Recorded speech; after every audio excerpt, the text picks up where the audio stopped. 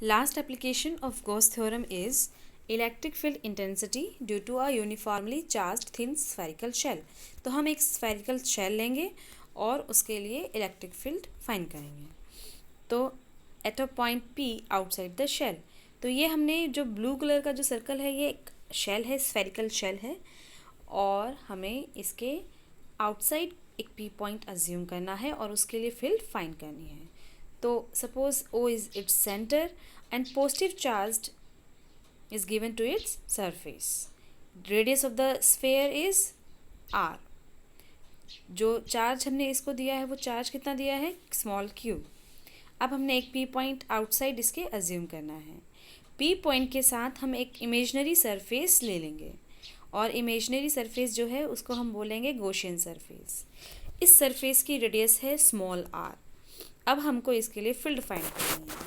तो हम क्या करेंगे, P पॉइंट जहाँ पे हमें फील्ड फाइंड करनी है वहाँ पे हम एक स्मॉल एरिया ले लेंगे. उस एरिया का जो एरिया वेक्टर होगा वो होगा ds वेक्टर. और क्योंकि ये स्फेरिकल शेल पॉजिटिव चार्ज है तो इसके लिए भी इलेक्ट्रिक फील्ड लाइन सभी आउटसाइड होंगी और इस सरफेस के साथ परपेंडिकुलर होंगी. एरिया वेक्टर भी सरफेस के साथ परपेंडिकुलर होता है. तो अगर हम इसको अप्लाई करते हैं तो ds और E दोनों के बीच में कितना एंगल आएगा, 0 degree. From Gauss law flux का फॉर्मूला क्या है, flux is equal to close integral of electric field along the surface ds. तो E डॉट ds का हम क्या करेंगे, इंटीग्रेशन करेंगे. और गॉस थ्योरम बोलता है कि फाई का वैल्यू क्या आना चाहिए, चार्ज बाय एप्सिलॉन नॉट. अब E और ds दोनों सेम डायरेक्शन में है तो थीटा होगा 0 डिग्री. थीटा होगा 0 डिग्री. तो हमारे पास जो ये E ds डॉट ds है ये बन जाएगा E ds cos 0 degree and cos 0 की वैल्यू कितनी होती है, 1. तो ये क्या बन गया, E ds. तो अब हम किसका इंटीग्रेशन करेंगे, सिर्फ E ds का इंटीग्रेशन करेंगे.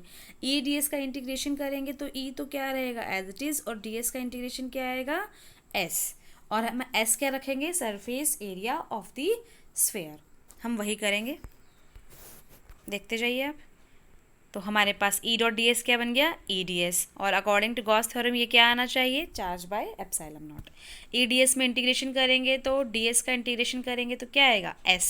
और सरफेस एरिया ऑफ स्फेयर क्या होता है, वो होता है 4 पाई r स्क्वायर. तो ds का इंटीग्रेशन किया तो S आया और S की वैल्यू 4 पाई r स्क्वायर, वो हमने पुट कर दिया.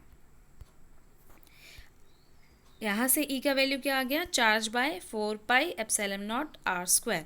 तो ये जो इलेक्ट्रिक फील्ड है वो इलेक्ट्रिक फील्ड आई है P पॉइंट पे और P पॉइंट था शेल से outside.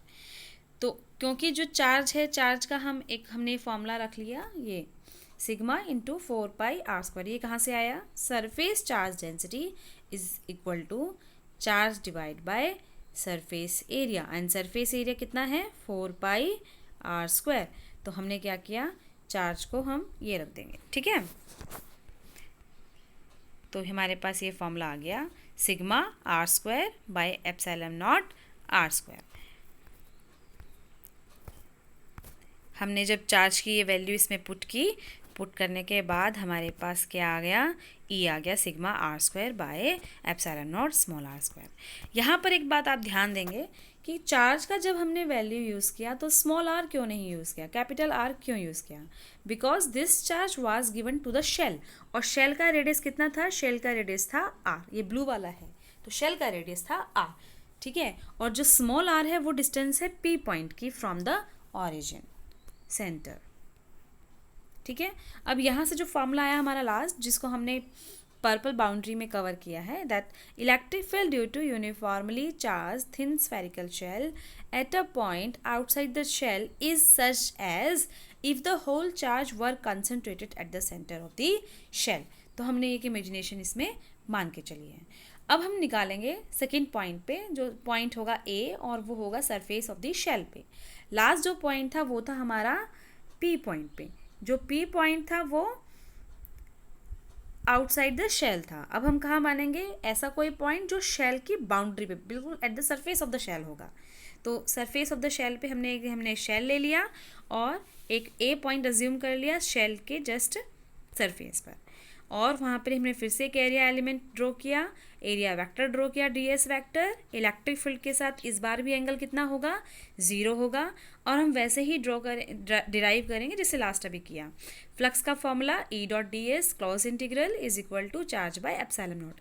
E dot D S क्या बन जाएगा, EDS, because theta is the 0। तो क्या बन गया, EDS is integral is equal to charge by epsilon naught. ds का इंटीग्रेशन करेंगे तो आएगा s, और s की वैल्यू रखेंगे तो आएगा 4 पाई r²। और यहाँ से e की वैल्यू रखेंगे तो यहाँ पर e क्या आ जाएगा, charge by 4 pi epsilon not r²। यहाँ पर एक चीज़ ध्यान दीजिए, लास्ट स्लाइड में जब हमने ds का इंटीग्रेशन करके s लिखा था तो हमने उसको लिखा था 4 पाई r², लेकिन अब की बार हम s को क्या लिख रहे हैं, 4 pi capital R²। Why, because at that in that case point P was outside the shell, और P का डिस्टेंस जो P था, P का जो डिस्टेंस था वो स्मॉल r था। लेकिन अब की बार जो हम पॉइंट A पर फाइंड कर रहे हैं, पॉइंट A का जो डिस्टेंस है सेंटर से वो कैपिटल R है। तो जो सरफेस एरिया का जो हम फॉर्मूला यूज़ करेंगे वो उस सरफेस के लिए फाइंड करेंगे जिस सरफेस पर पॉइंट के लिए हमको, जिस पॉइंट के लिए फील्ड फाइंड करना है। अगर हमें P पॉइंट के लिए फाइंड करना है तो हम P के साथ सरफेस एरिया फाइंड करेंगे। अगर हमें A के लिए फाइंड करना है तो हम A के साथ सरफेस एरिया फाइंड करेंगे। और A का डिस्टेंस है सेंटर से R, इसीलिए A का जो सरफेस एरिया है वो कैपिटल R² के साथ आएगा, ना कि स्मॉल r के साथ। ठीक है, चलिए, तो हमारे पास E का फार्मूला ये आ गया, charge by 4 pi epsilon not r²। और चार्ज का वैल्यू हम आपकी बार फिर से वही रखेंगे जो लास्ट रखा था, सिग्मा इंटू 4 पाई r²। यहाँ से इलेक्ट्रिक फील्ड क्या आ गई, sigma by epsilon naught for the spherical shell at the surface. Electric field due to uniformly charge thin spherical shell at a point on surface of the shell is maximum. ये electric field maximum है। क्यों है maximum, क्योंकि ये distance पर depend अभी नहीं कर रही है, सरफेस पे है, ये मैक्सिमम। आउटसाइड जो पॉइंट था हमारा, आउटसाइड पॉइंट के लिए डिवाइड में r² जो आ रहा था, डिस्टेंस इंक्रीज करने से, इन्वर्सली स्क्वायर लॉ होने से वहाँ पर डिक्रीज हो रही है, लेकिन यहाँ पर ऐसा नहीं है। ठीक है, चलिए नेक्स्ट अब हम थर्ड पॉइंट के लिए करते हैं, बी इनसाइड द शेल। हमने आउटसाइड कर लिया, एट द सरफेस कर लिया, अब इनसाइड द शेल करेंगे। इनसाइड द शेल हमने सेल हमने ले लिया, r इसका रेडियस है, हमने बी पॉइंट अज्यूम कर लिया, बी के साथ एक स्फेयर अज्यूम कर लिया गॉसियन सरफेस, इसका रेडियस है स्मॉल r'। और फिर से हमने एक ds वेक्टर ड्रॉ किया, ds वेक्टर के साथ हमने फिर से इलेक्ट्रिक फील्ड लाइंस ड्रॉ की, दोनों का एंगल फिर क्या आया, 0। फिर से हम गॉस थ्योरम लगाएंगे, phi is equal to E dot ds का cross integral is equal to charge by epsilon naught. As both are in the same direction, so the angle between E and ds is again 0। तो E dot ds क्या बन जाएगा, EDS। और फिर जब ds का integration करेंगे तो क्या आएगा, S। और S को अब की बार हम क्या रखेंगे, अब की बार जब S जो है हमारा वो होगा, S होगा हमारा 4 पाई स्मॉल r'², क्योंकि सरफेस एरिया हमें उस पॉइंट के साथ फाइंड करना है जिस पॉइंट पर हमको फील्ड फाइंड करनी है। अभी हमें B के लिए फाइंड करनी है तो हम B के लिए सरफेस एरिया निकालेंगे, तो यहाँ पर क्या आएगा, 4 पाई r'²।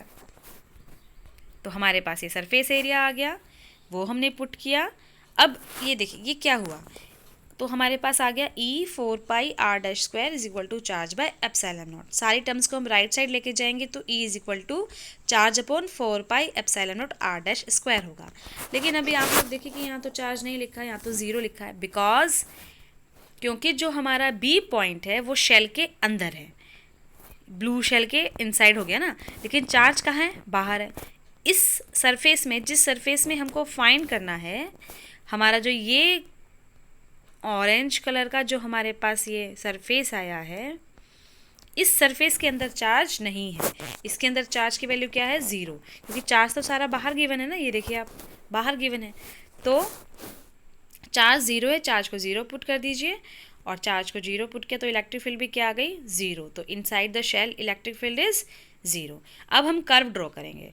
कर्व हमने ड्रॉ किया, ये हमारा x एक्सिस पर r है और y एक्सिस पर E है। तो अब देखिए r क्या है, सेंटर से डिस्टेंस है। तो स्टार्टिंग में जब हम सेंटर से, हमारा सेंटर है O पर, O से जब हमने मूव करना शुरू किया तो जब तक कैपिटल आर के इक्वल नहीं हुई हमारी डिस्टेंस तब तक कोई भी चार्ज अंदर नहीं है। अंदर नहीं है तो हमारी इलेक्ट्रिक फील्ड क्या है, ज़ीरो। कब तक, जब हमारा small R less than capital R था, स्फेरिकल शेल की रेडियस से स्मॉल था तो इलेक्ट्रिक फील्ड ज़ीरो थी। तो हम स्टार्टिंग में कोई इलेक्ट्रिक फील्ड नहीं लेंगे। फिर जो हमारा नेक्स्ट आया, उसके बाद एक कंडीशन जब आर लेस देन आर चल रही थी, फिर नेक्स्ट कंडीशन होगी आर इक्वल टू आर। तो जैसे ही हमारा आर इक्वल टू आर आ जाएगा तब इलेक्ट्रिक फील्ड क्या थी, मैक्सिमम। तो मैक्सिमम हमने ये मान ली कि हमारी मैक्सिमम जो वैल्यू है वो ये है, यहाँ है। फिर उसके बाद हमारे पास जो इलेक्ट्रिक फील्ड आया था वहाँ पे इलेक्ट्रिक फील्ड आई थी inversely proportional to the square of distance. तो आगे आगे जब हम डिस्टेंस को इंक्रीज़ करेंगे तो ई हमारा डिक्रीज़ होगा, तो ई हमारा डिक्रीज़ होगा इस तरीके से। ठीक है, तो वही हम ड्रॉ कर लेते हैं। ये देखिए कर्व ऐसा आएगा और कैपिटल आर जब आर की वैल्यू होगी तो वो मैक्सिमम होगा। ठीक है।